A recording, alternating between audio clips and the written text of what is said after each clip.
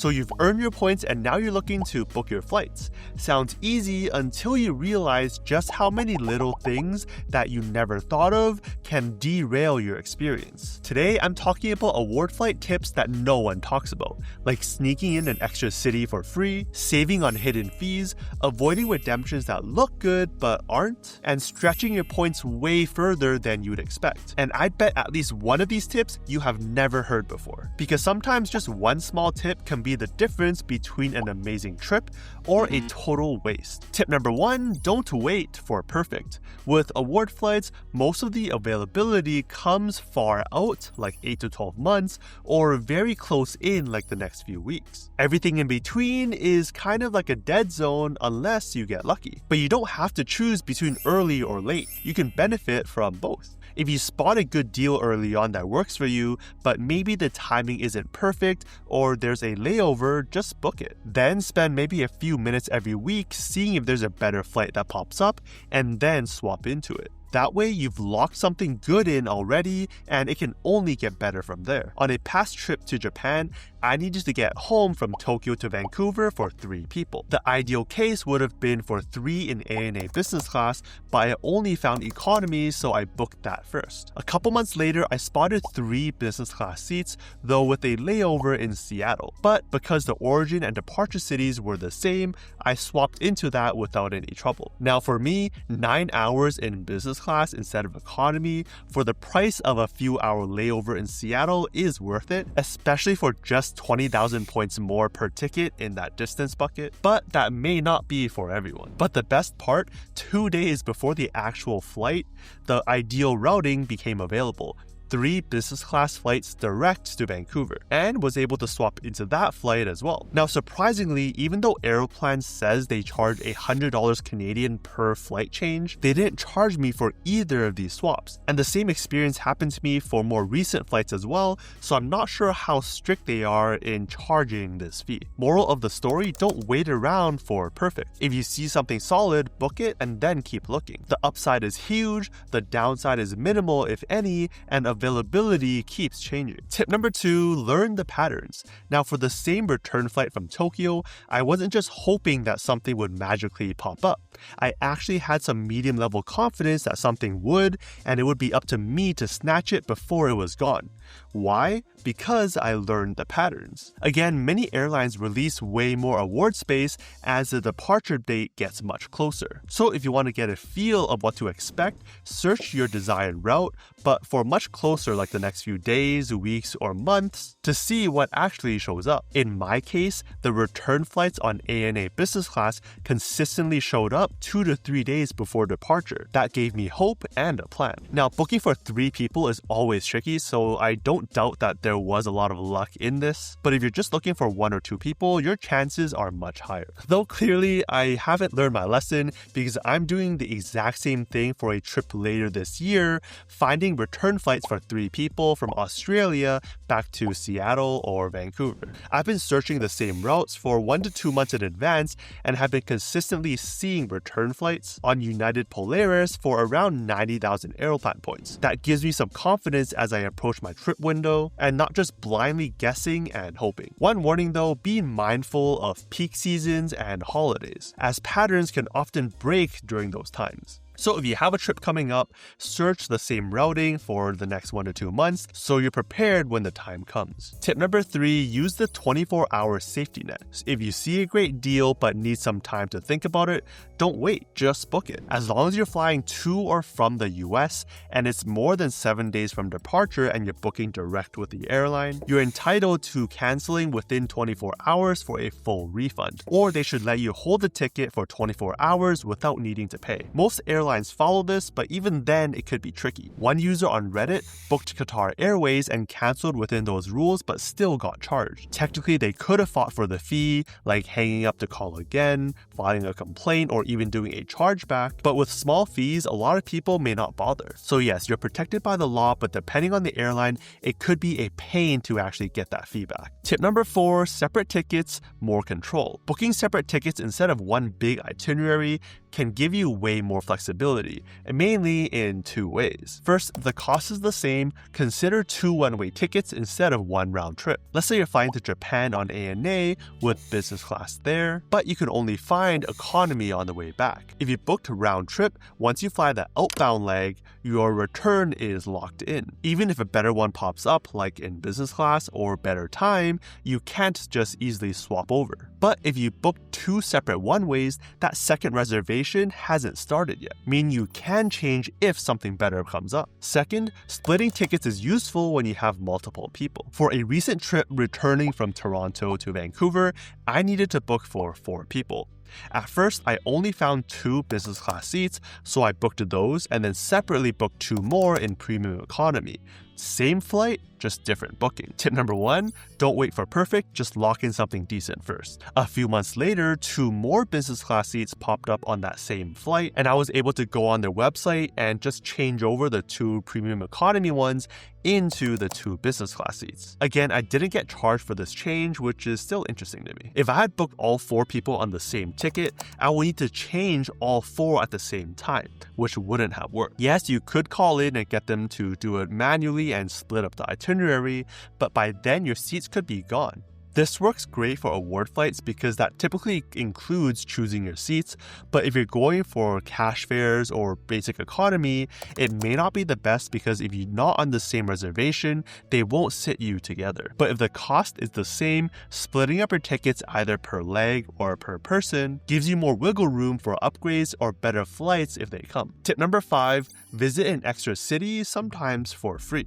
An underrated way to get more out of your points is building in a stopover, basically visiting another city before continuing on to your destination. And depending on the program, this could be free or just a little bit more. Let's start with Aeroplan, which will charge you 5,000 more points to add a stopover to the one-way flights, as long as it's not within the US or Canada and a few other minor rules. That means if you're flying from Seattle to Taipei, you can add an extra city like Singapore for just 5,000 points more. That's something I've personally done, bumping it up from 87,500 points to just 92,500 points, getting another city and business class experience valued much more than 5,000 points. Alaska Airlines takes it a step further, allowing free stopovers on international one-way awards. That means instead of flying straight from JFK to Paris, you can fly to Dublin first and then over to Paris. This is at no extra cost as long as you're sticking to just one partner,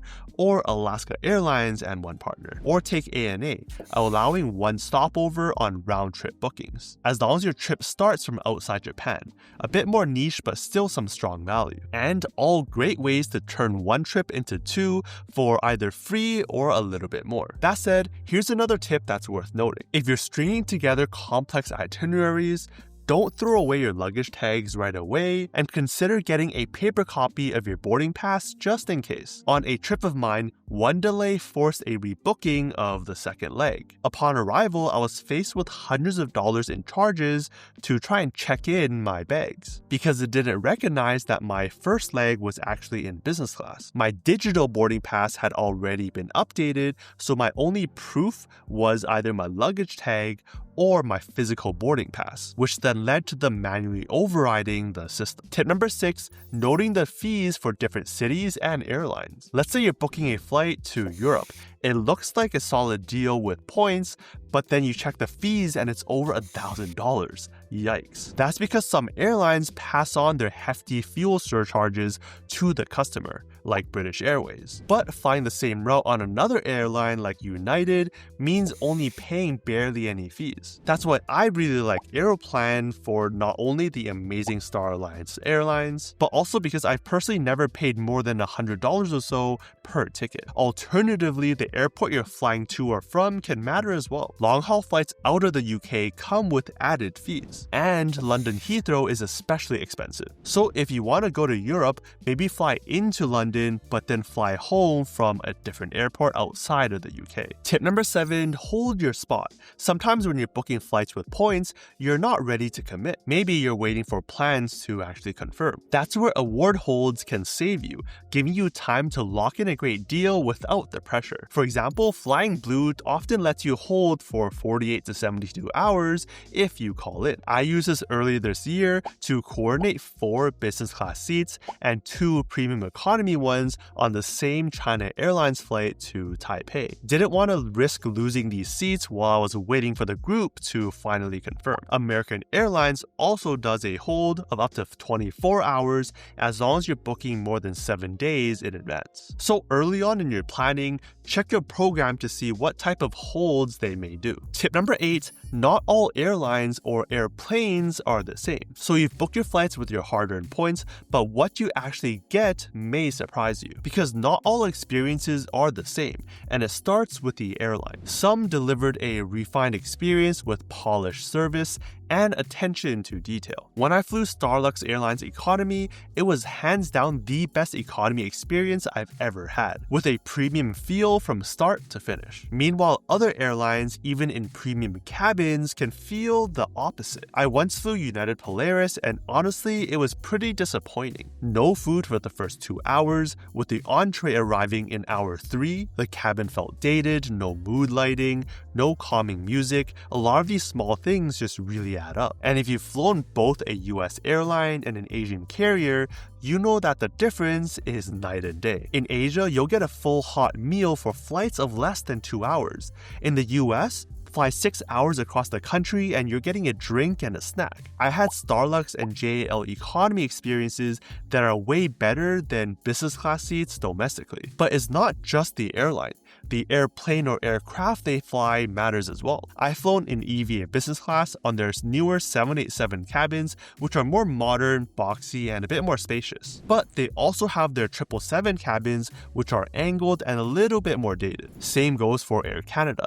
A business class seat may mean a simple recliner on the narrow-body jets, but lie-flat pods on their wide bodies, both flown within North America even, and for similar number of points. And even beyond the seats, the plane itself can also affect how you feel. Newer aircraft like the Airbus A350 or Boeing 787 Dreamliners are designed with higher humidity, lower cabin pressure, and better air quality, meaning you feel less dry, less tired, and overall more refreshed. So before booking, spend a few minutes to compare the airlines and even the aircraft that you'll be flying. Look up different seat reviews and compare to make sure you're getting the experience that you expect. Bonus tip, sometimes with equipment swaps, when airlines change out their aircraft type, could mean additional business class seats, which could also mean more award space all of a sudden. So if you're eyeing a specific flight, again, check back every now and then. Tip number 9, make your points go further. Sometimes the best way to get more value from your points